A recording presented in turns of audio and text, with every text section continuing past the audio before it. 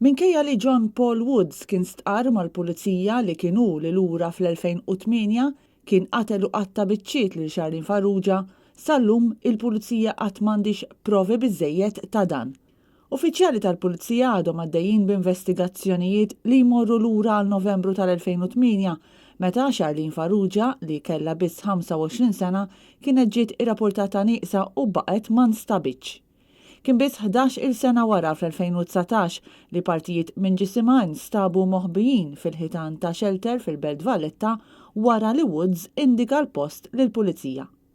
Madankollu kellim mal-pulizija qal li minkejja li John Paul Woods kien qalilhom li kien qatel lil Farrugia u ma qatt m'għandhomx biżżejjed evidenza biex jirresquh dwar dan il-każ. Dan ġie żvelat mill-Journal Times of Malta.